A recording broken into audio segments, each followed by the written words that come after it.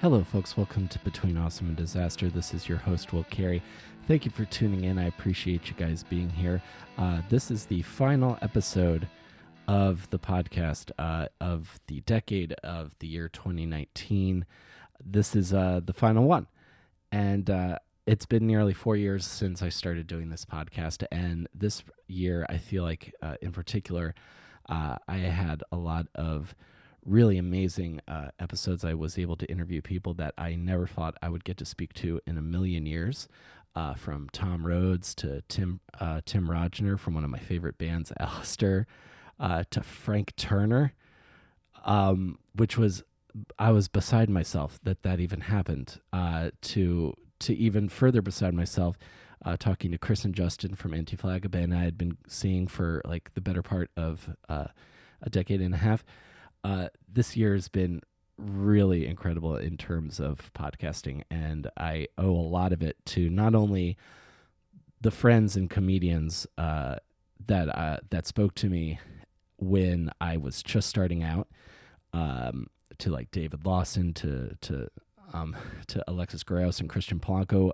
They were my friends, Benel Jermosin, all very early episodes when I first started doing this podcast back in 2016. To be here now, even though I feel like I still have a long way to go, is incredible. So I appreciate everyone that has sat down and talked to me, whether it was at my old apartment in Woodside, whether it's in my new apartment, whether it's in my my place of employment, where when I get to interview people there sometimes. I appreciate all of you guys being here. So thank you so very much. And we're going to close out this year with an interview I actually recorded back in the summertime. My guest on the show today is comedian Nathan Anderson. Nathan's a comic. Originally, he's from the Midwest. I've known him as I knew him as you know, a road comic from before he moved to New York City, and I know him for being very active on the our stand-up and stand-up shots subreddit. And if you're listening to this and you don't have any idea what I'm talking about, I would say maybe this is probably like maybe like 2011, 2012. There was a subreddit on reddit.com called Our Stand-Up Shots that got very popular for a while, where comedians would post a photo of themselves on stage along with the text of one of their jokes, and that became another avenue that people would use to get noticed, to get notoriety on the internet. And I posted a couple things. One did pretty well. Others bombed miserably, and because it's Reddit, I heard had a couple of rather hurtful things flew my way. But you know, water off a duck's back comes with the territory. And I know Nathan for being the moderator of those communities, and I know Nathan for being for being very outspoken in the current landscape of stand-up comedy in 2019 in the different camps that have formed around certain styles of comedy, like Camp A saying this is what real comedy is, and their fans, and we're gonna talk a little bit about it in the episode, and other comedians taking different, more like you know, a more progressive or left leaning angle.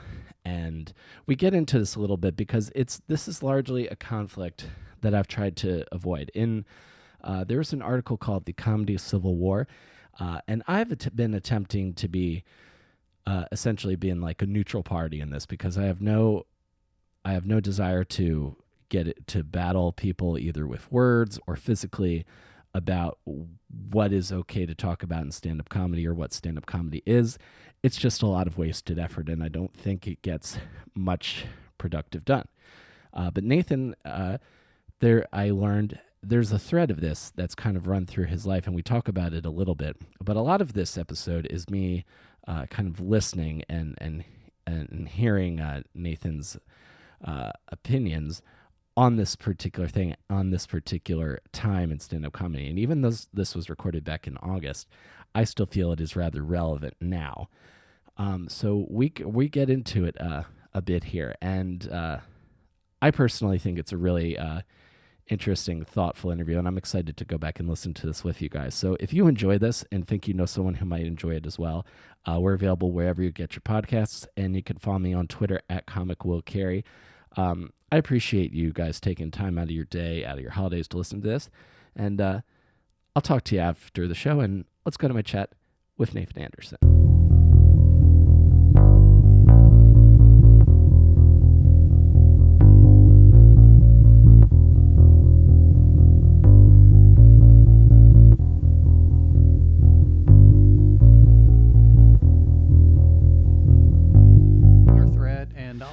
That's right. We were talking about, because I remember reading about minor threat, and when skinheads and like Nazi skinheads started infiltrating the DC like punk and hardcore scene, they more or less, well, what they did is they splintered off and created their own scene, devoid of that. Yeah.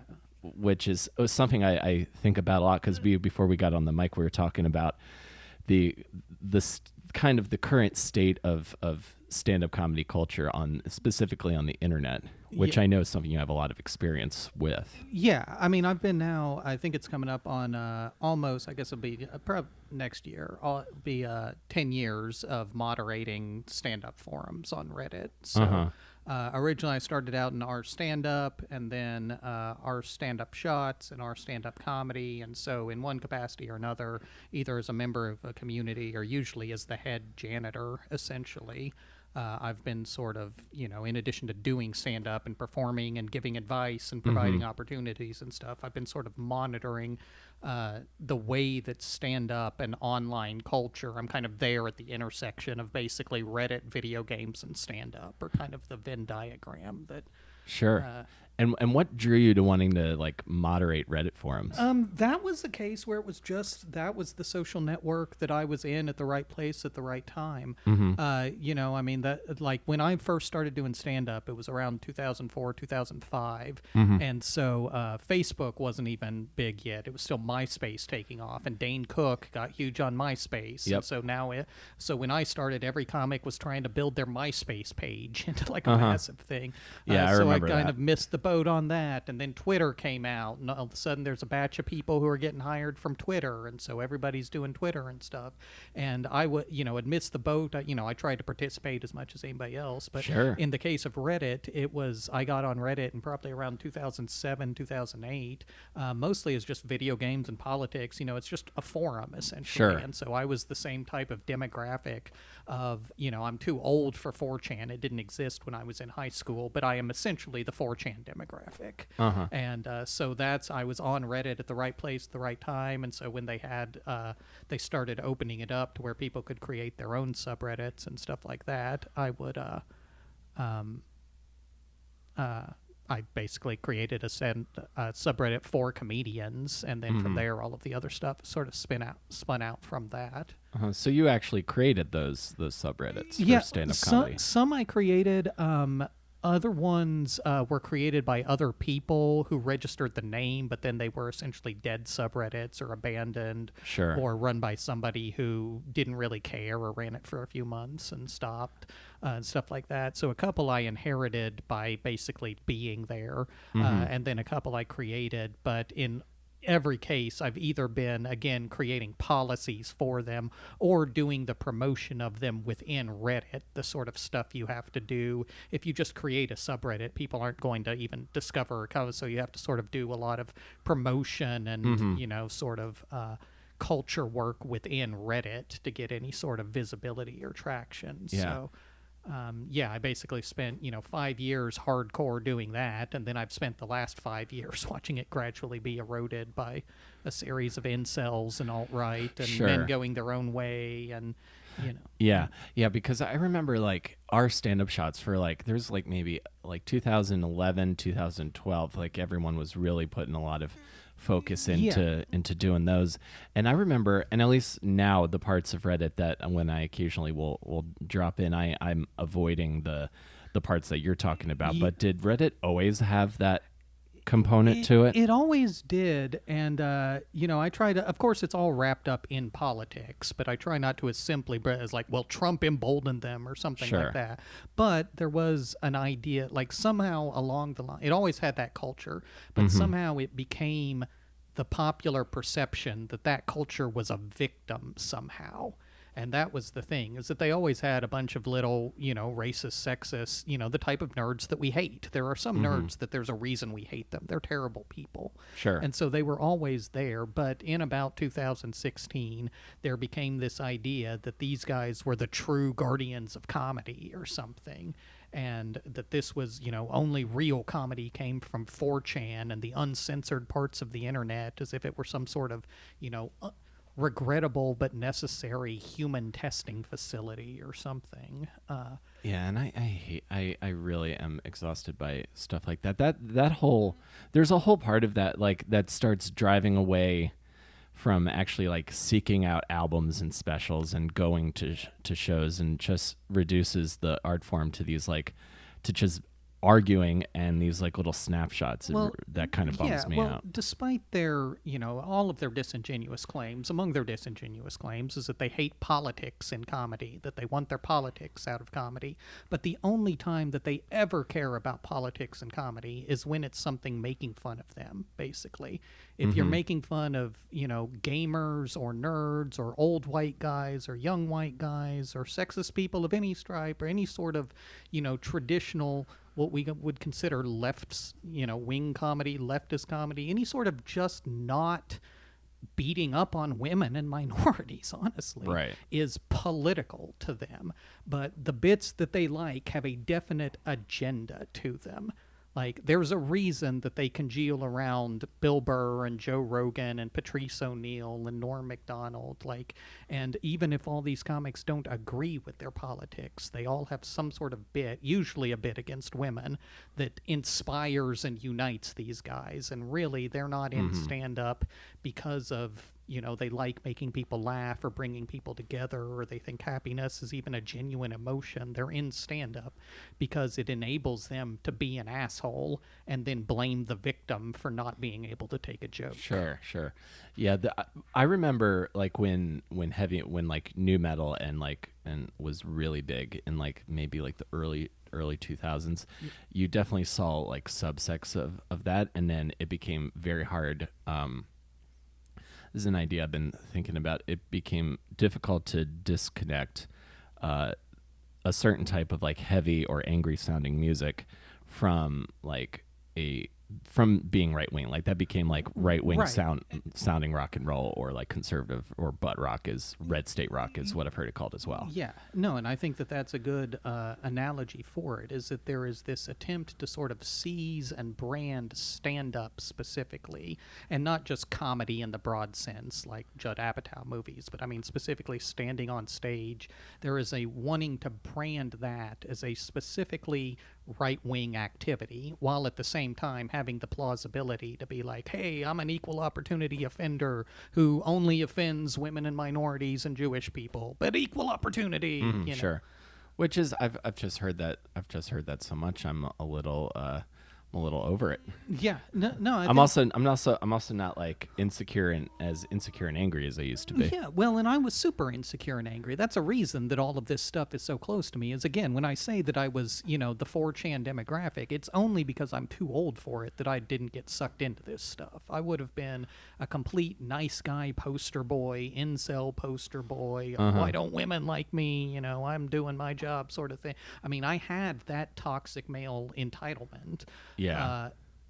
Just like every other guy did. And I fortunately was able to grow out of it. I met my wife, fairly early on, and she was, an enormous part in helping, get me out of that sort of bitterness, basically. But even, for years after I did, I was still sort of that, women are just using men type of things, but you're one of the cool ones type of thing. Oh, really? And yeah, I feel like a lot of guys are, but the advantage, again, I had is that I didn't have a social group that would reinforce all of this bullshit. I think, if you, some guys stay in it forever, obviously, and a disturbingly high percentage stay in it forever, but for the most part, guys sort of grow out of it. They just don't grow out of it at 18. They grow out of it at like 28.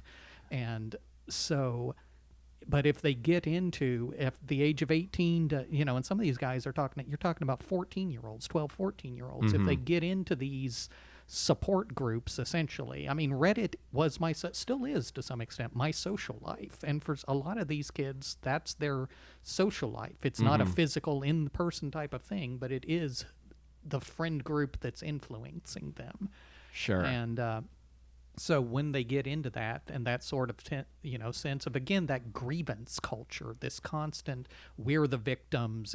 I'm a victim of reverse racism. It's hard to be a white man out there. We're being censored by the social justice warriors. They're not using that term. They've realized now that we started making fun of them for using it, they're moving on. But it's the words change, but the feeling remains the same. Yeah, exactly. And I mean, it's basically the idea. The reason they like comedy isn't because they like making people laugh. They like comedy because it's a way to blame the victim that you just made fun of for not getting the joke. And that's the part of comedy that for me is just so depressing, that if the industry as a whole is going to say that's what comedy is, then, I mean, I'm going through a midlife crisis. Right. I don't know if I'm a comedian. Well, but is that what the whole industry is saying? Because I do see pockets like like Mike Birbiglia or like your Lewis Blacks or other. I definitely see scenes that aren't that. There are, and I don't want to give the idea that there is some sort of monolith, but part of it is that a big thing about those people though is that they all sort of made it already. That's the trick. Phone, okay? I just dropped my phone. No problem. I just wanted to explain to the audience. I was not shot while I was dropping truth bombs here. Well, that's the thing, is that they've all basically made it. If you've got TV credits and you're a draw on your own, that's fine. The problem is right now, if you're not already a draw, then the best way to become a draw is to get on some of these podcasts, some of these, what I'm going to basically sum up as right-wing podcasts. Sure. And to get on those and start dropping politically incorrect, real truth, you're not ready to hear this, trigger warning type of crap, and basically pander to those people until you can do a live taping. You don't have to come up with 45 minutes or an hour of solid jokes anymore. You don't have to go through open mics for years and work on the road for years and stuff like that. All you have to do is create a podcast that panders to the worst parts of the internet, to basically school shooters and Elliot Rodgers and Brock Turners. Those are the 4chan crowd that is forming the bulk of this. Not every single person is an agreeer, but the core activity is these guys. I know because I see the reports. Because you see it, Now, and when you're so like close to this stuff, you say, do you see that there's and you said you saw a way that could have been you if things had gone a little bit differently? Yeah. So if you don't mind, I kind of want to trace that, like, because you're someone who I've seen around New York for a while. I always would run into you at the comic strip or the Creek, but you're part of this group of lots of my peers that I know very little about outside of their material. So I'm curious, like, where do you come from? Well, originally I was born and raised in Oklahoma City, and back before it had a basketball team even. So, and that also affected a lot of my views, because when I was 15 years old, a mile away from me, Timothy McVeigh blew up the Federal Building. Yeah. So right-wing terrorism has shaped my entire life from, I mean, that was my 9/11 when I was 14, was this, right-wing guy who was on paper he was like 25 at the time. He's a nerdy white guy who liked The Simpsons and Star Trek, but was also convinced that there was a coming race war and we needed to blow up the federal government to fight it. These guys, on the surface, have a lot in common with nerd culture, what we think of. Right. And so that was at the beginning of my high school experience, was that. And then the thing that sort of punctuated the end of my high school experience was Columbine, happened my senior year.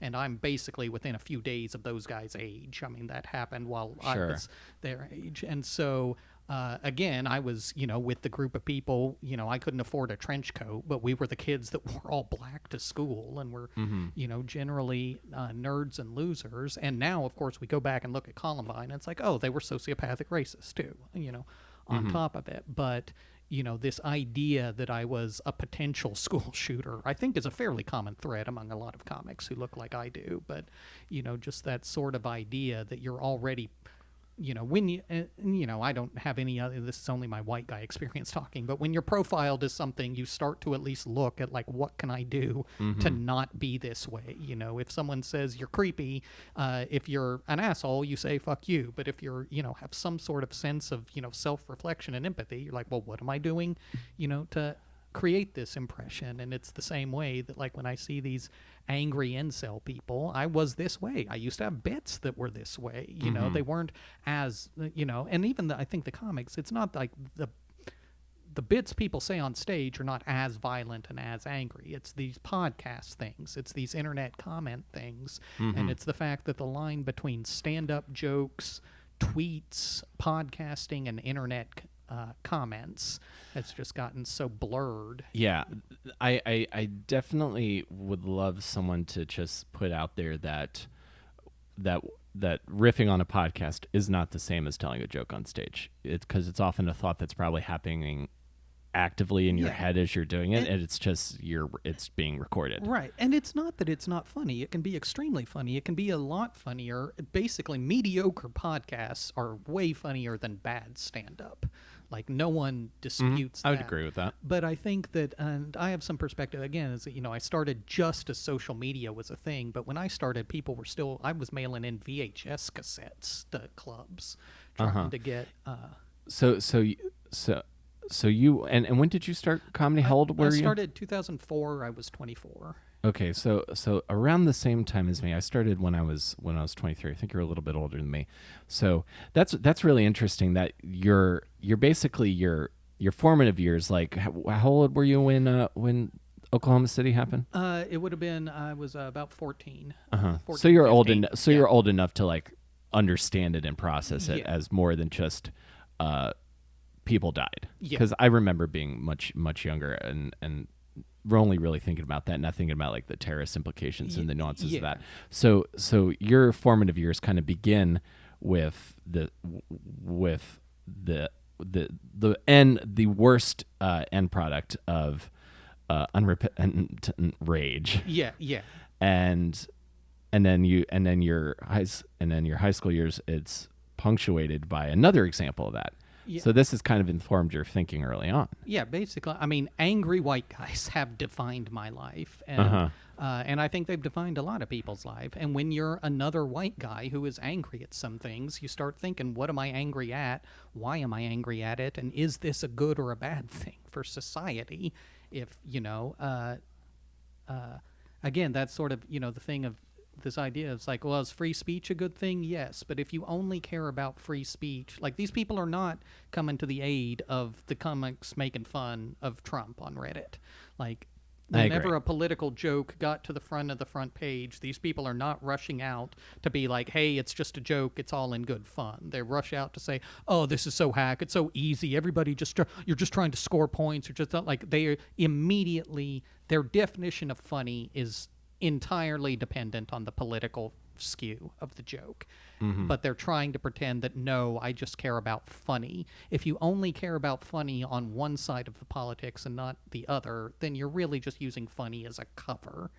Yeah. And I do think, I will take this part to call is I do think that a lot of like liberal, progressive, anybody on the left of comedy falls into this same trap when they try to say stuff like, well, I wasn't offended, it just wasn't funny.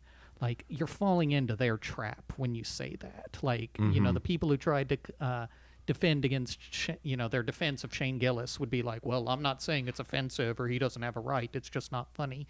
And it was funny to people. People were laughing at it. Yeah.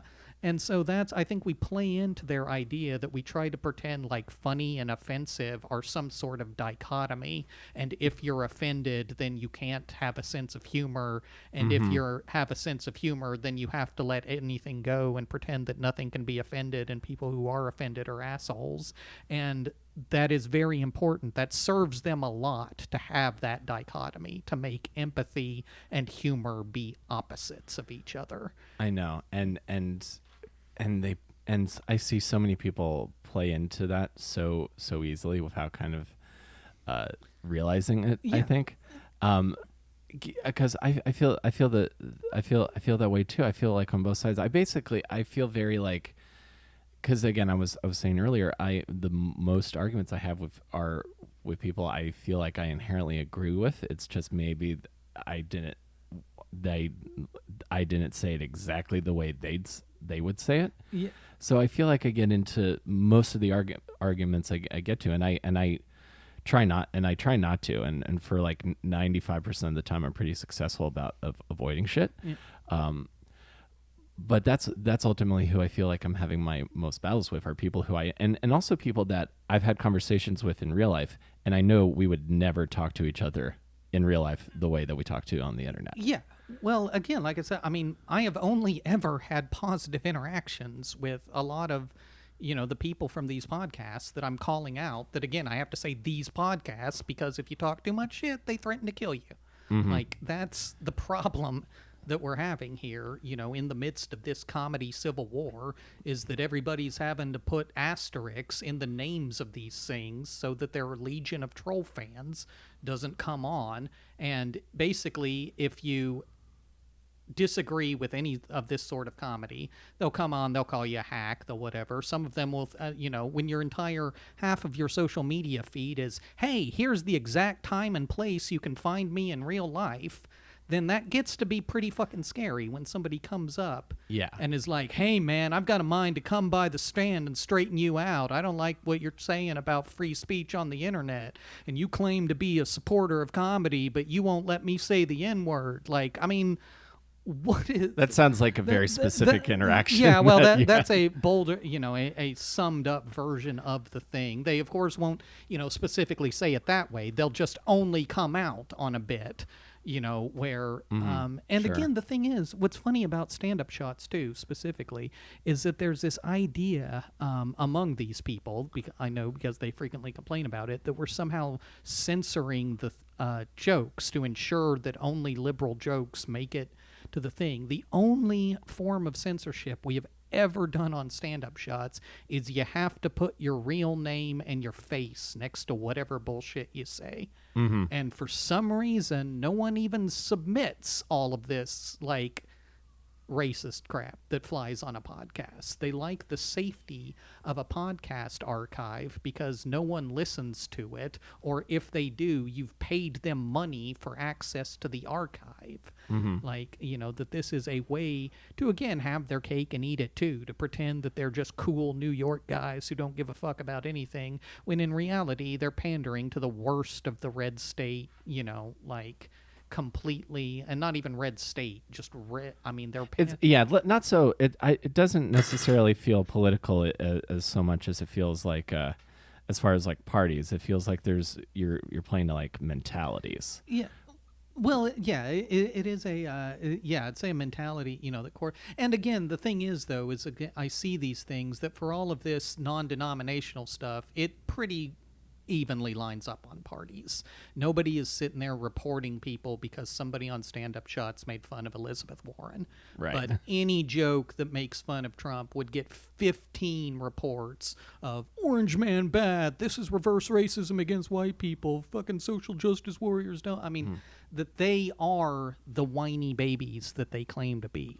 And sure. And I'm judging people. This is where my big change in everything sort of happened, is that at this point, I'm judging people by their actions and their effects of their actions rather than anything they say. Because if you ask these people what they say, they'll claim that, well, I'm not for Trump, I'm not for right wing, I'm not for white nationalism, I'm not for Proud Boys, but their actions speak entirely differently from that.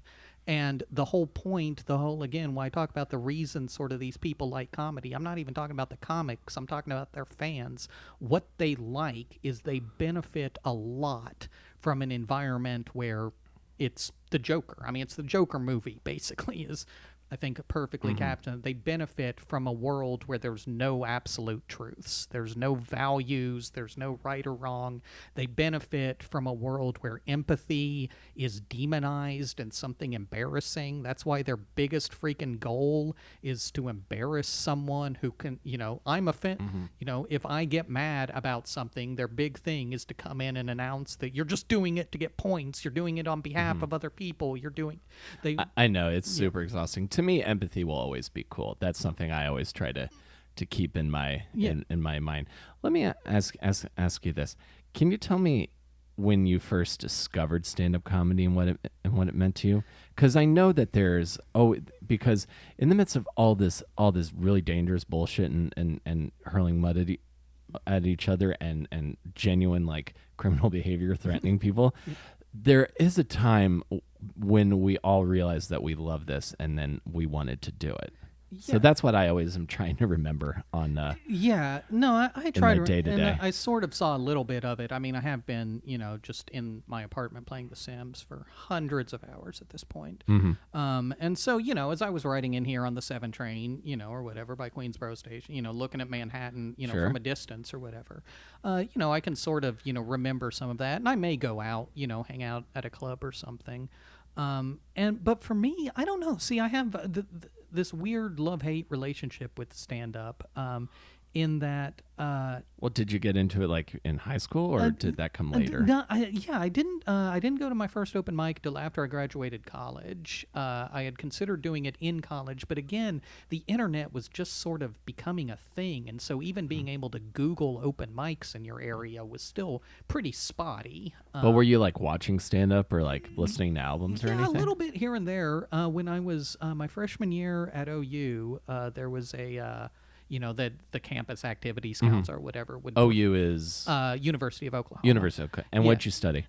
English. English, okay. And philosophy. So my freshman year, they brought out Harlan Williams, and the headliner was Jimmy Fallon.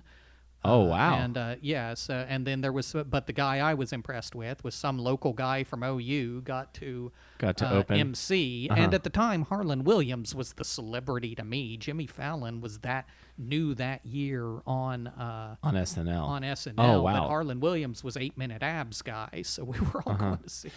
So tell me about that set, because I've watched several of his specials, and I saw the one where he just performed in the desert. Maybe I just don't get it. Maybe I just don't get Harlan Williams' thing. I may not anymore, to be honest. Again, at the time, it's sort of, he was on TV and at movies, though, so he must have known something that I didn't know. And that's sort of, what we were talking about earlier about the guys. There are people who are against it, but they got into TV and movies so that people will keep listening to them afterwards. But if you're not in TV and movies and you say this is bullshit, everyone says, well, if you were right, why aren't you in TV and movies? You're some bitter nobody who's trying to take down this, Right, because that's the ultimate standard of success in comedy is TV and basically getting out of comedy is well just I always think about like guys like the guy who trademarked Funniest Man in America, and he makes like $2 million a year, just tours like the southeast United States. No one's talking about him, but he's selling out shows and having a great time, probably. This Dry Bar Comedy, I think, is killing it on Facebook. Yeah, I've been seeing that. And, and that's the type of market.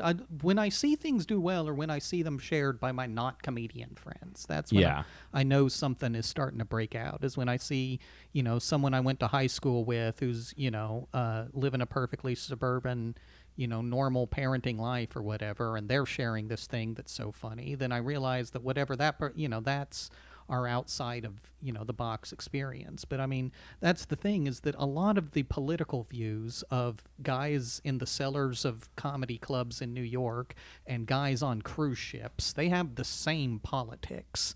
Like, the only difference between Larry the Cable Guy and Nick DiPaolo is the accent. I mean, that's it right there. And as far as, Larry the Cable Guy knows what he's doing. He's a smart guy. He knows how to deliver. Oh, yeah. what they want. The other thing that we forget is that, Joe Rogan, who became the hero of stand-up for standing up to Mencia, you take away the joke theft accusations, and if you remember the rest of Mencia's act, it was, I should be allowed to call people retarded. Dee. That was his thing, is that whenever he wasn't doing Mexican jokes, he was complaining that people were too sensitive. He was complaining that no one knew how to take a joke. He was complaining that he didn't care who he offended, and he was just being real, and we were all being pretentious little, pansies who didn't like, his real type of stuff. And so it's the same exact view as is being championed now. Yeah, and before that it was Andrew Dice Clay. Yeah.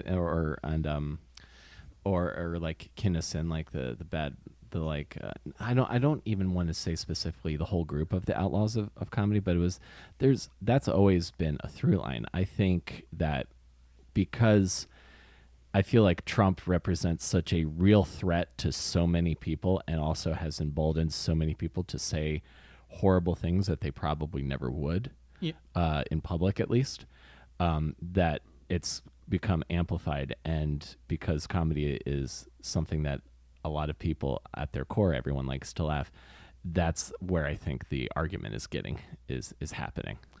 Yeah. I think that again, people do like to laugh, and there's a lot of common ground. When I talk about offensive jokes, I gotta be clear that my act is still all about killing kids and jerking off in front of people and bleeding penis jokes. I mean, I am not a clean comic by any stretch of the imagination. And so right. And so when you got started, like what got you into wanting to actually do it? And did you start in Oklahoma? I did. I started at the Looney Bin in Oklahoma City, which was the Looney Bin. I've heard of it. A great experience for me starting out, because it was a real club experience. But when I started, the big guy at the time, rising star, huge, was Mitch Hedberg, and every single person wanted to be Mitch Hedberg. I wanted to be Mitch Hedberg. So did I. And so we were all writing sort of weird one-liners, and a couple of people sort of made it in under that wire. I think Dimitri Martin, even though we could point out all of the ways that he's different from Mitch Hedberg, but to my mother, they're the same type of person. Yeah. Whimsical type of. Oh yeah, deadpan. Yeah, 100%. Like if you're just looking at it at a glance, very very similar, but very different if you want to get into deconstructing. Oh, yeah, exactly. Like the way Mitch Hedberg is on stage compared to how Dimitri Martin is on stage. Yeah, exactly. And so, but I started. Everyone wanted to be Mitch Hedberg. He came and did another show at OU. A couple of years later, but I skipped that one so that I could go to the open mic at the Looney Bin, because there was only one open mic in the state, and so then he, promptly died of heroin, probably less than a year later.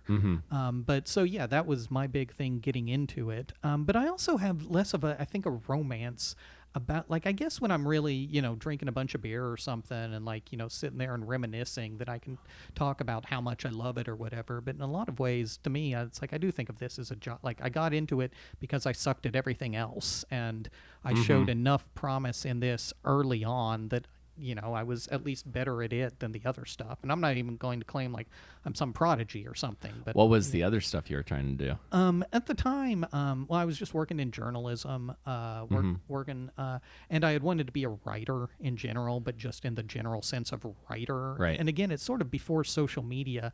Like I got out of college right before self-publishing became a viable thing. So yeah, I was still submitting, short stories to McSweeney's or whatever, like, and literally not knowing what to do other than print it out and put it in an envelope. I mean, I didn't understand agents or I still don't understand any of that. Yeah.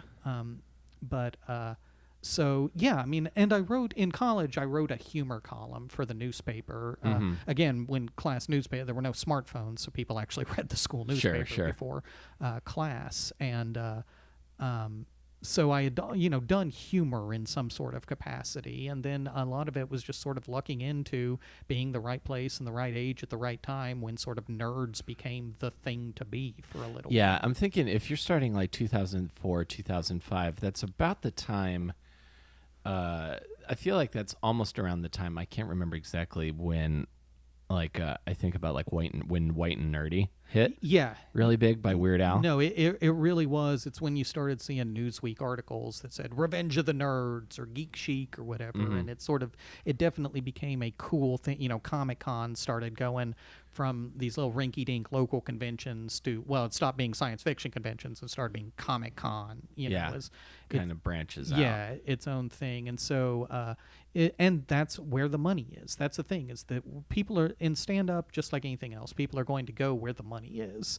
And so the problem is from my point of view, is that right now the money is in podcast and Patreon or whatever. Patreon, yeah. Yeah, Patreon. I still see it's so irrelevant to my life. I've never learned how to pronounce. Sure.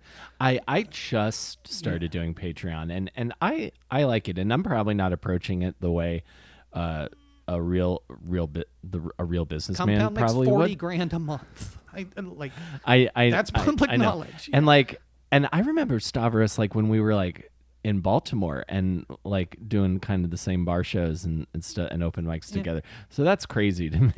That's crazy. That's crazy to me. The same way, like I had the Cooligans on like my third episode, and they have a TV show. That kind of stuff is like jarring to me. But my thing with Patreon is like I use it to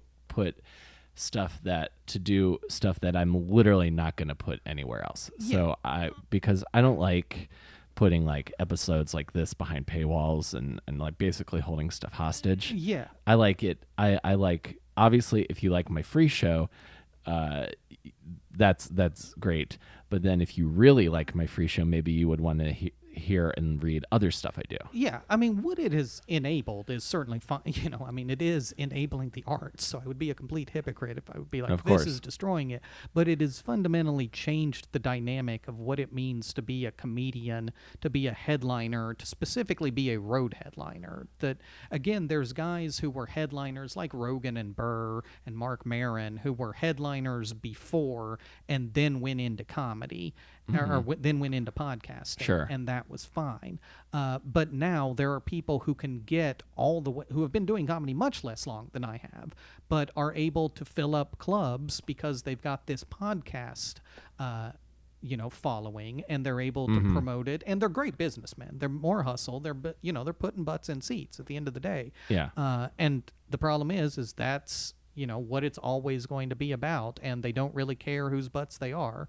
And right now it's gotten to the point where I'm not comfortable in a room full of those type of people. Sure. So what I think, and maybe and I would love to hear about your time spent on the road, because I've never gotten to really spent a ton of like serious time touring or doing like road comedy. So I want to hear about your experiences doing that.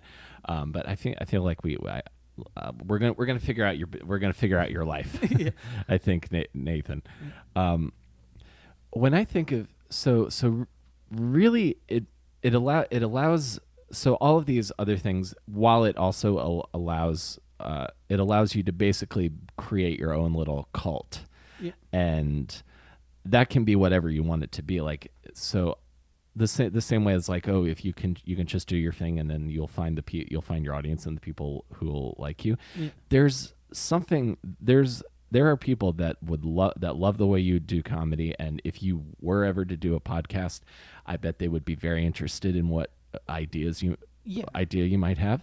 So it allows you to basically become like creatively and financially solvent outside of the need to be on TV. Oh yeah. So I like that idea of it, but I do hear what you're saying also, is that there are lots of people that have big audiences, but like the years of craft and hard work haven't been put in yet. So it's like a different kind of thing. Yeah, and it's, again, not even that they're not funny. If the goal is to kill an hour of entertainment while people buy drinks, then it doesn't really matter. And again, some of these guys are really funny. A lot of these podcasts are really funny. It is, but the thing is that we used to have, and I think you did too, is that every comic who spent any amount of time around open mics, we all have our eye-rolling story about the guy who comes in or the guy who comes up after the show and explains that he's the funniest guy at the office and that all of his friends think I'm hilarious and I should do stand-up, and hey man, yeah, why don't you put me on? And the thing is that's what podcasts allow that guy to be funny, because being funny with all of your friends, especially all of your professional comedian friends, Oh yeah. is not terribly difficult to do. It is, riffing with your comedian buddies is not difficult to make funny content, especially for somebody who doesn't do comedy. Some guy sitting at a desk job who's just a programmer or whatever, doesn't care about creating anything, is fine with that sort of stuff. But we're essentially, what we've now done is the audience stopped being the people in the room, and it started being about getting all the people we walked and getting them to come together. Because, again, I felt censored on the road by stand-up, but it's because I was a liberal in Oklahoma trying to make fun of George Bush during the middle of the Iraq War. That George Dove, that this idea, but the fact is, the reason that I still don't do any real political stuff on stage is because I was in live audiences building it with those people. If I could have done like a Chapo Trap House type of podcast and only spoken to Antifa or whatever, I can't tell what half these things believe now. The whole point is to create this sense of irony where I can't tell, who's an ironic fascist and who's a sincere fascist and who's a socialist leftist. And yeah, that's why I try not to pay attention to any of that. I just if I had a brand, I would call it relentless sincerity. Is what I try to go for on a good day. And that's what I try to go to. And these people hate sincerity with a passion. That's the whole reason that they were all falling over themselves to explain how not funny Nanette was. But they weren't offended. They were not offended, and they will inform you over and over that they were not offended. It just wasn't funny. And that's all they care about, is making sure it's funny, like this idea. And I'm just tired of this disingenuous idea that these people are serving some sort of god of comedy when really they're serving themselves and trying to make money the same way that Alex Jones and Milo Yiannopoulos is trying to make money. I mean, these sort of anarchic, freewheeling, anything goes comedy podcasts are basically the audio equivalent of 4chan. I mean, that's 4chan. The whole defining point of 4chan is that it's a big, open market cesspool where anything goes. And through that process, occasionally you get something sort of randomly funny that pops out. And podcasts are sort of that way. It's thousands upon thousands, probably millions of hours now of comics talking to each other that, barely anyone listens to at all. But occasionally stuff pops out, and becomes brilliant. But again, that's fundamentally different from writing jokes. But at the same time, I do agree that it's where the money is. I don't know. I tried making money the traditional, all this like, oh, well, comics need to work on their hour and do it the right way. No, I tried doing that. I'm less famous than any of these guys. Yeah.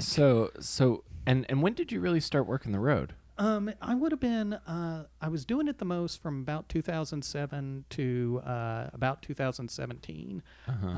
And probably the most from 2007 to 2010 is when I moved to Dallas. And teamed up with a headliner, a guy named Steve Hurst, who's as real of a comic as you're ever going to get, and none of these people have heard of him. Steve Hurst is freaking, this guy's got charges and stuff. The man's gone to jail. I've driven him to the hospital on gigs and back. Like, we've gotten into some real ass shit on the road. And so working with him basically around 2010. Then the problem was that when I got to New York, it ended up being a lot worse for my career than I thought it would be. That's something I've heard from features from the Midwest, is that once you move, the work kind of dries up. It becomes completely impractical budget-wise to fly back to somewhere and then rent a car. Half these towns you can't even fly directly, so you have to fly, to Fargo and then drive to Grand Forks and do these runs and stuff like that. And you can sort of do those as a headliner if you live in a town where your rent's $800 a month or something. Like Gary Owens, he's huge, and I don't think he lives in Los Angeles or does the Comedy Store. But what's his job? He's a comedian, and he'll have a special on Showtime every couple of years. Yeah. And well, and those are the guys that I wanted to be. I mean, I love road comedy. My favorite part of this, and the reason that I would have quit years ago, except that what I do still love about comedy is going into a town of less than 10,000 people and going into that honky tonk or dive bar or seedy ass place next to, some Osage Lake or, Ozark, somewhere back in the Ozarks in a mountain town, and coming out of that town, or, that night as the rock star or one of the 3 rock stars on that show.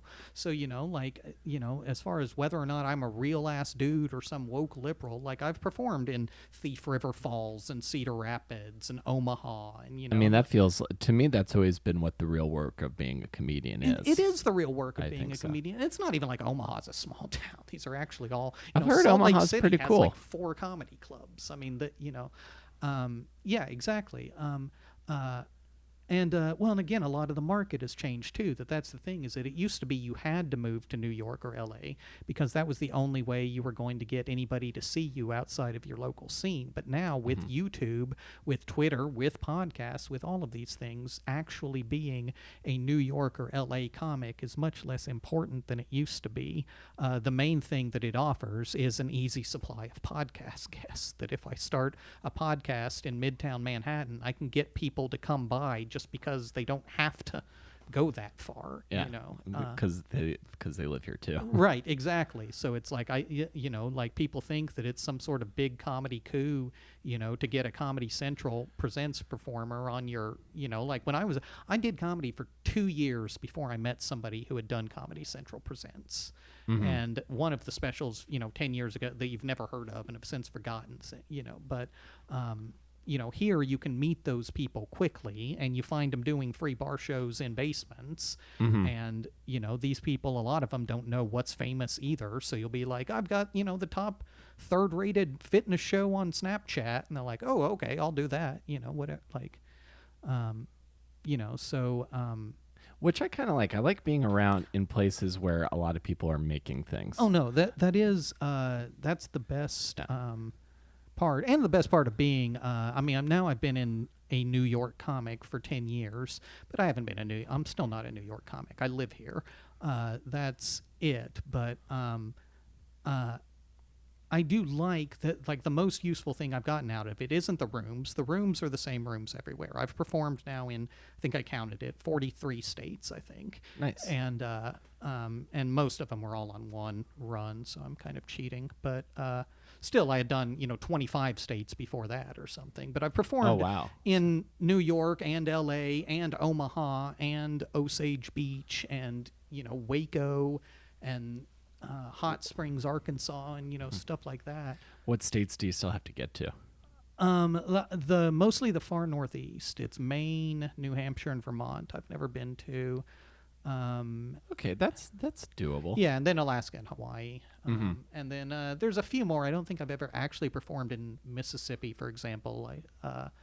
And not because I'd never go there. I've just never gotten it. Yeah, never gotten the offer. Yeah, exactly. I mean, I'll certainly go anywhere. My favorite places to perform as a road comic have always been college towns in red states. Are my preferred place, because if you go to like a super blue enclave, you do get too much of just an arrogance and that sort of angry, the thing that I guess all these right-wing comedy fans are all angry about is this sort of, they think they're better than me sort of attitude. But if you go to some place that's completely, backwater, usually those places are actually surprisingly liberal, because the people who come out to the comedy shows are different than the general population. But my favorite places are places like Lawrence, Kansas, or Norman, Oklahoma, or College Station, that are basically liberal enclaves in otherwise conservative communities, because they are receptive to all of your stuff, but they also know that they're outnumbered. So they're not the woke type of, cancel culture that you're worried about. Right. It's the sort of like, we're not alone. I know it's. Well, and that's a thing I was talking about on another podcast with someone, is that a lot of this perception of cancel culture, I keep forgetting podcasts, can't see me do finger quotes, but I'm saying saying it sarcastically for the audience out there. But a lot of this cancel culture is only stuff that exists in big New York, like New York and LA markets. The idea of this caricature of a triggered liberal who's trying to get, everything banned because, he mentioned gluten in a joke and that's insensitive. Like, that's only New York liberalism. That's not real liberals everywhere who are actually facing a lot of danger and a lot of uphill battles. Yeah. And also if you're not like in the comedy industry or the stand-up comedy industry, you talk to just a regular human, like a grown-up just out in the street, and you mention this and they will be like, who gives a fuck? Oh, yeah. Nobody knows who any of the, I remember having a guy come up to me and he's like, hey, man, no offense, but I'd never heard of you before tonight. And I was like, have you heard of Kyle Kinane or Rory Scovel? He's like, who? I was like, I'm not offended. You don't know who anybody... Like, people can only name 3 or 4 people, and it's only after they've made it famous on TV in some other aspect. Mm-hmm. Louis C.K., for the vast majority of people before last year, was famous from Louis.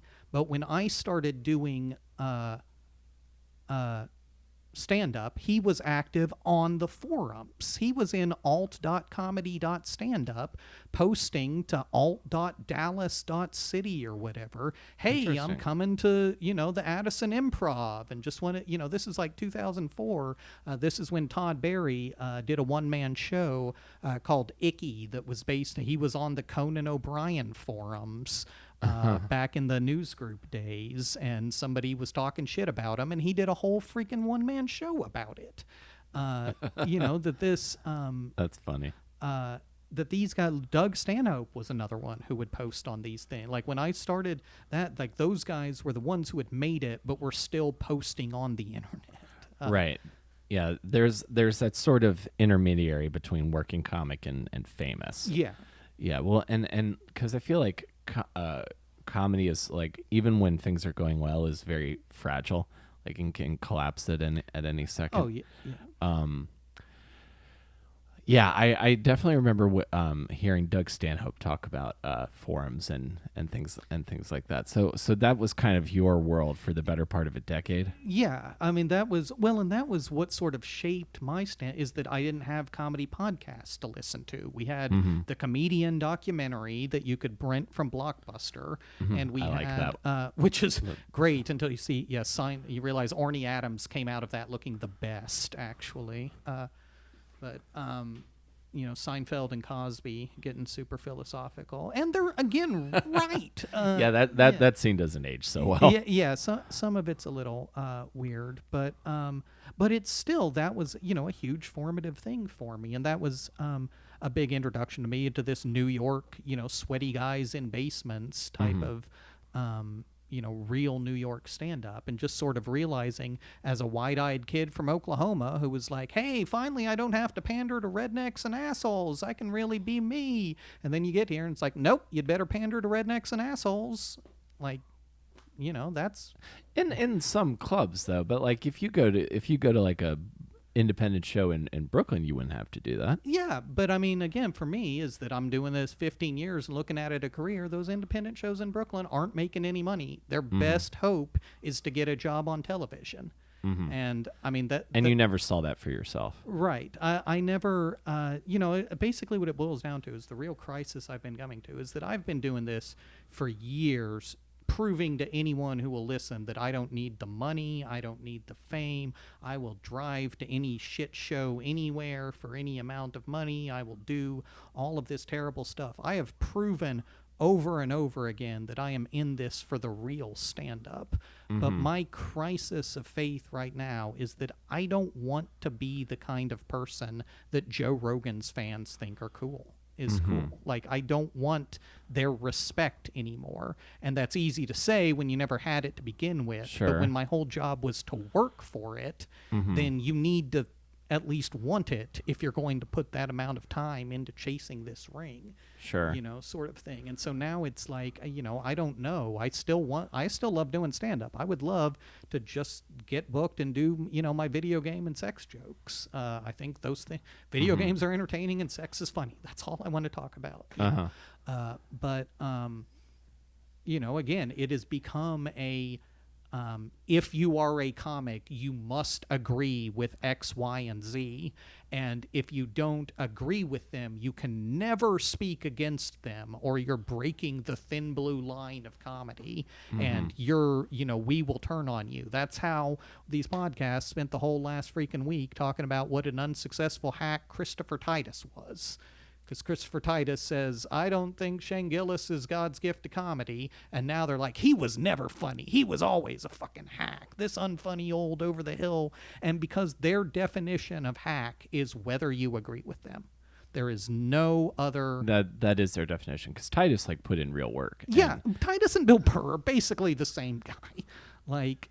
What I always liked about Christopher Titus is that he was doing what I think was a pretty... He was doing what at its core could be considered a one-man show, but he was doing it in this, but but the way he performs, it feels like, a night, like nightclub stand-up comedy. Yeah. In a theatrical mode, which I enjoyed very much. Yeah. Still do. No, I think, but, and... The part of the thing, I guess, this is where I should digress, is another weird thing about me as a comic is that I actually watch very little stand-up. I watch what I see in clubs, basically, while I'm either waiting to go on or after I've gone on and I'm waiting for the show to get off, so I can sell shirts or whatever. And I like it and I respect it. And if someone, shows me a clip on YouTube, it's not like I'll walk away from it or something. But in general, I don't watch these specials whenever they come out. The only ones that I've watched in the last year have been Bo Burnham, Make Happy, and... I saw that live. It was great. Yeah, that was amazing. That and Nanette by Hannah Goldsby were the two that I watched. And that's really what I'm doing is I feel bad that I essentially watched Nanette, and now I'm like, now let me tell you why it's bad to be a white man in comedy right now. Yeah, I'm hearing the articles being written when people start listening to this, but I genuinely don't care. I would love to get back to a time where people could, and I think because comedy never gets broken down into different genres the way music does. It's just, if I don't like that, it's not comedy. Yeah. And I wish we could,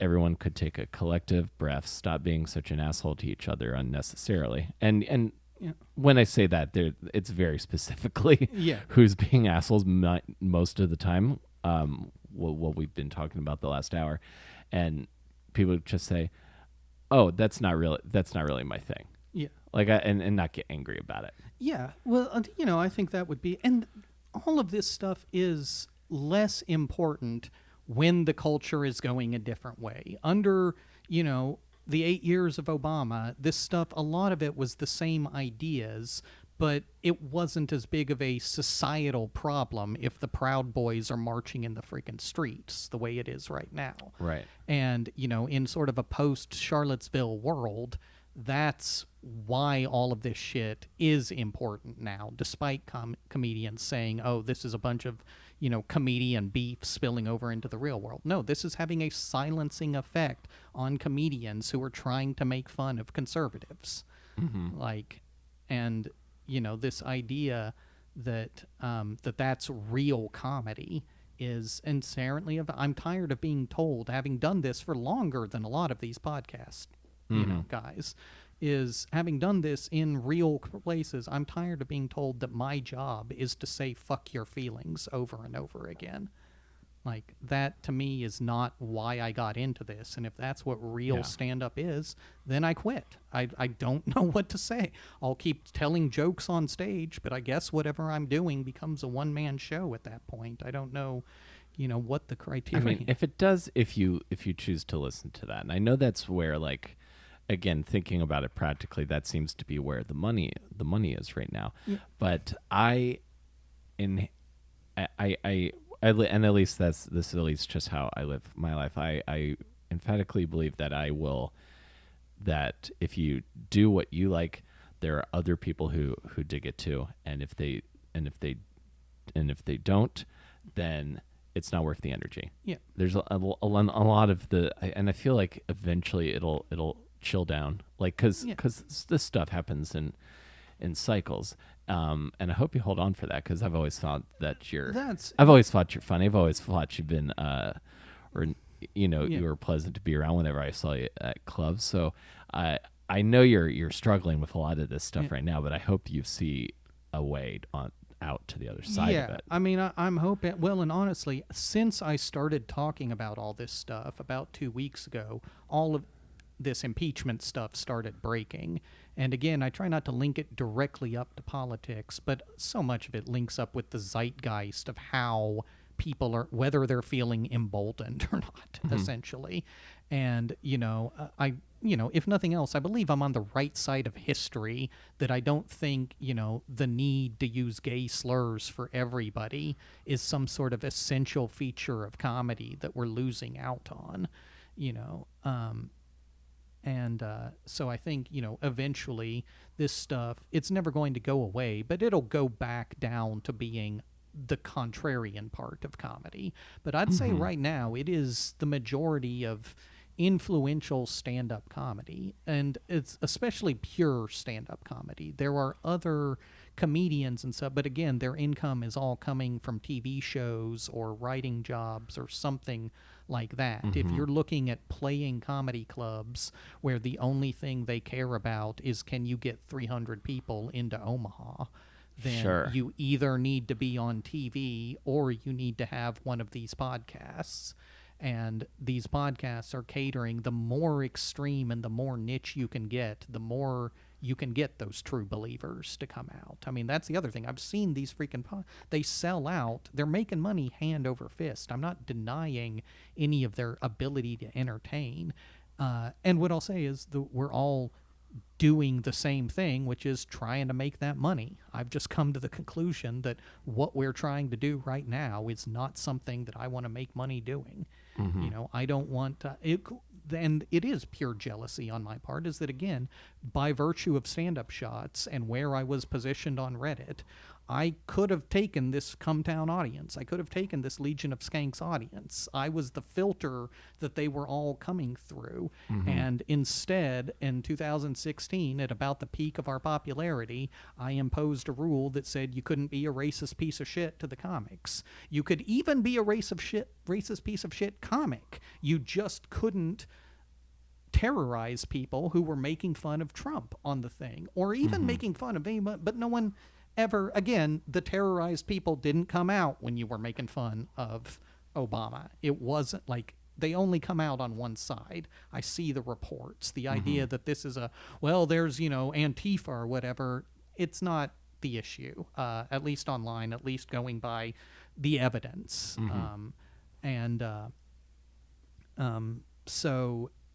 But we're all, we're trying to make people laugh. The thing is that I don't want to make racists laugh.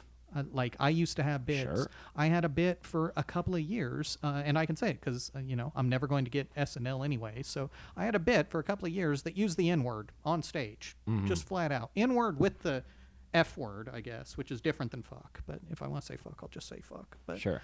But so I use that on set, and the context that, I'll defend, it was in the proper context and everything. And it was, the context of the joke was that kids who use this word deserve to be molested and killed. I mean, that was the general, it was not condoning this. But the reason that I did it is it was one of the first bits I wrote after I moved to New York that killed at the Creek. It absolutely murdered. And it was the type of joke that, Luis Gomez didn't specifically say it, but it's the type of joke that real ass comics would think was cool. And they would, I know, because they told me. I mean, people would be like, "Man, I love it. You don't give a fuck. He'll just say whatever." And so I had this bit, and it worked for, probably about 18 months, maybe even 2 years in New York. And then I went back to Oklahoma to the Looney Bin and did a weekend there. And I did it, and it freaking bombed. It absolutely bombed.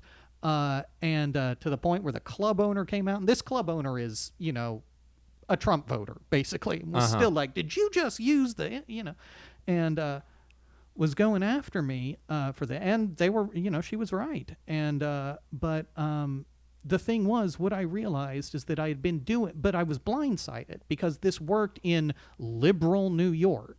So why was this not work? This joke where theoretically, all these New York comics think it's a Klan rally anyway. So why was it dying in the reddest of the red states?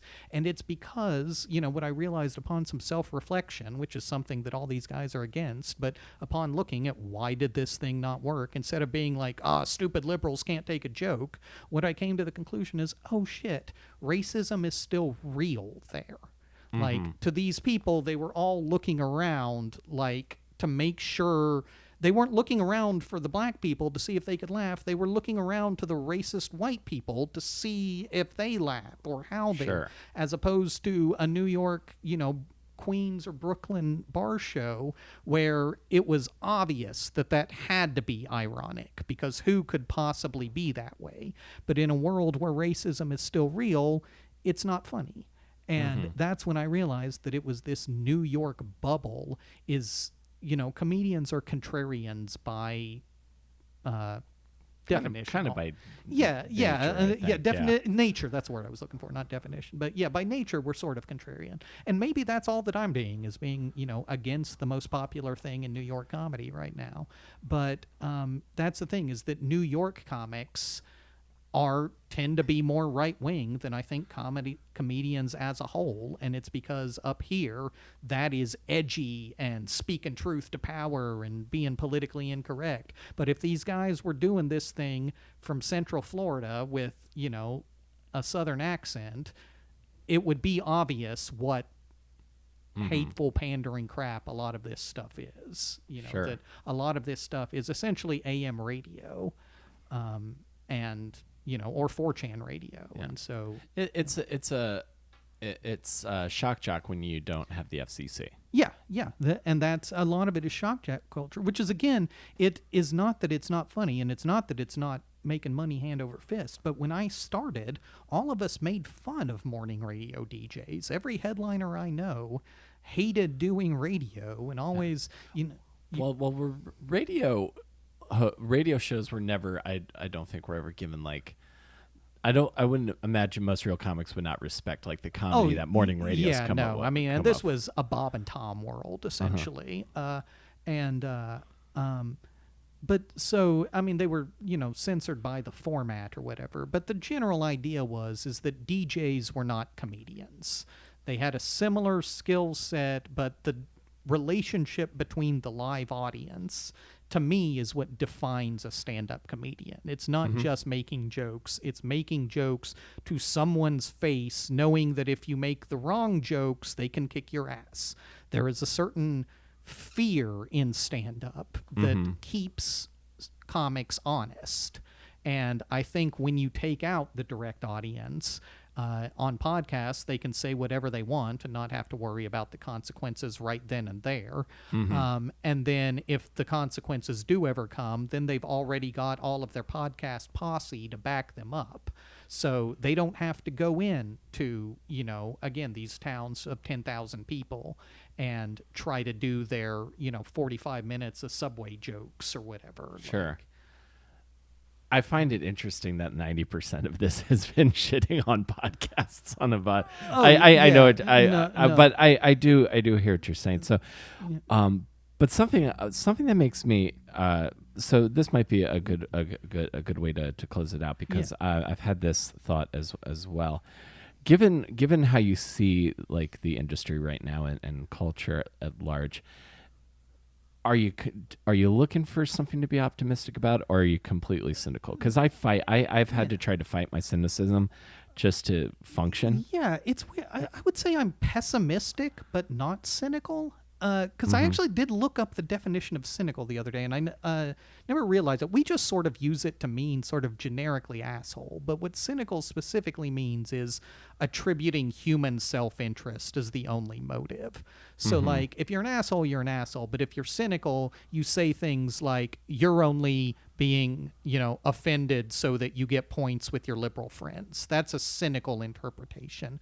A cynical interpretation of one of these, you're only pandering to alt-right assholes so that you can make money. That is a cynical interpretation, And so I'm not cynical. I don't think that, these guys are coldly, they are true believers in this sort of free speech idea. So I'm not cynical, but I do. Lately, I've liked, again, the Hannah Goldsby ideas that I feel like a couple of the podcasts I've talked about, there's almost this idea, and ones that I've been on, there's almost this desire to sort of get to some sort of equilibrium by the end, to be like, well, I think we can all agree that no matter how you feel, X, Y, and Z, liberals need to stop being so annoying and conservatives need to stop threatening to kill liberals, or some sort of middle ground like that. But I really do like the Hannah Goldsby, like, I'll leave you with the tension type of thing that I think was such a powerful closer to Nanette, is that, like, right now, I don't see a lot to be optimistic about in comedy, and I'm just sort of in a holding pattern until the election to essentially see whether or not I have to join Antifa or not. But I think you're a little bit too well dressed for Antifa. Oh yeah, no, that's I don't leave the house enough, so I only have one pair of fancy clothes now. But yeah, I mean, I'm sure I still like doing it, and when you do it right and people come out and everything's going good, it's the best job in the world. It it always has been the best job in the world. But if you enjoy your job and your job is making the world an actively shittier place, then I don't know, I just wasn't raised that way. I wasn't raised to be like, content with that. And so for me, it comes down to, I guess there's more opportunities than there's ever been. And so all of this, again, I do talk a lot of shit about podcasts on podcasts because I both hate that it's the future of comedy and can admit that that's the way it's going. It's, just a bitter old manness on my part that is fundamentally against them. But I know that there's liberal ones too. I just don't see them online on Reddit. I mean, that's the thing, is that, if I didn't have this perspective as an online moderator, I wouldn't be as pessimistic about this shit. Sure. But a lot of this is so much more popular. The Cumtown subreddit is 10 times more popular than any other stand-up comic subreddit. Just period. I mean, name Ginny Garofalo, more famous than her. The only ones that compete are Joe Rogan and Bill Burr because they have equally huge podcasts. But of comics you've never heard of, they are so far and away the most famous on Reddit right now. Them and Legion of Skanks, that I don't see that breaking anytime soon. And when I say I'm waiting till the election, it's not even like I'm waiting for one political thing or something, but I feel like there needs to be consequences for being an asshole on a national level before anybody starts to, until this starts affecting people's pocketbooks, they're not going to stop doing, what they're doing. And that's kind of, I feel like that's a general rule for most industries, is that they tend to, like, change doesn't happen until it's needed. I guess. Yeah, exactly. And they're making, I mean, again, that's the reason I'm so depressed, is because their clubs are making more money off this than ever. That part is good for comedy. On paper, if the goal is to keep doing this and make a bunch of money and have living wages and everything, then that's the best way to do it. But again, right now there's been such a gold rush to capture these online audiences that people aren't paying attention to who they've captured. And at the end of the day, it's, do you want your audience to be potential school shooters? Because these are the same, 4chan, 8chan, Reddit, $1 Million Extreme, all of these are the same essential group of people, all leaking out of 4chan's politically incorrect message board. Some of it is even tied in with the, Russian troll farms and whatnot. But most of it is just, 16-year-old kids being useful idiots in between watching Joe Rogan podcasts. Sure. So there's my rant. I keep trying to pause periodically in case you are trying to cut out. Oh, no, of course. No, I'm just letting you. I mean, if I like on when I do my show, if I don't have to talk too much about my. Oh, yeah. Because I'm trying to be about the guest. I feel I have been going on rants on all of these podcasts I do about this subject, because I do feel passionate about this, clearly. I do feel sincerely about this, too. And I do feel like I've earned the right on the road to be a comic who criticizes this. Because the other thing is that as soon as you say anything about any of this, you immediately get some Twitter asshole open micer is trying to, like, no, dude, I've been doing this longer than a lot of these guys, and I think what they're doing is fucked up. And at the end of the day, I feel like I've earned the right to say it's fucked up. And if they're going to say, well, you're not making any money, well, if that's a qualification, fine. I bow out to the people who make the most money, you know? Yeah, but I feel like again the capitalism feels like an undercurrent to this whole thing. But to be clear, like, I'm not the one wanting to quit. Norm Macdonald is telling me to quit. Tony Hinchcliffe is telling me to quit. When they get on there and say, if you're the type of comic who doesn't support Shane Gillis, you unfunny, stupid guy, work on your Conan set. Like, when you're telling guys like me to quit, yeah, I take it fucking personally. Like, I feel like I've earned a right to say that what I think comedy should be at this point, and especially to say that no, it's not podcasting to Brock Turners. Yeah, like, and I think you have, and I'll say this: you should only quit if you are not enjoying it anymore. Oh, yeah. Well, what I'll probably do is just all of this is a preview of my one-man show, How the Alt-Right Conquered Stand-Up Comedy in New York, or Manette. That's what I've been working on. And so you'll tell me when that when that's coming exactly. out. Exactly. It's going to I have to play about 600 more hours of The Sims, though. That's really my priority in life. We didn't even get to talk about my Sims life. I've been doing some amazing things in The Sims. Well, you can come back on. We can do a whole one about that. Well, it's good. It's good talking to you, Nathan. Thank you for having me. Yeah. Thank you, man. All right, cool.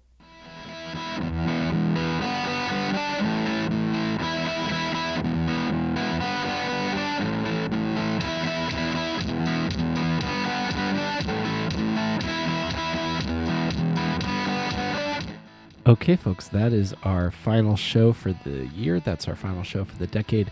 Thank you so much for tuning in. I really appreciate you guys being with me for these nearly 4 years I've been doing the podcast. I really appreciate it. And special thank you to my supporter on Patreon at the awesome producer level, Mary Beth Moody. Thank you so much. I really appreciate your support. And if you guys want to check out some of the exclusive Patreon bonus episodes and bonus writing I'm doing over there, you can go to patreon.com/awesomedisaster.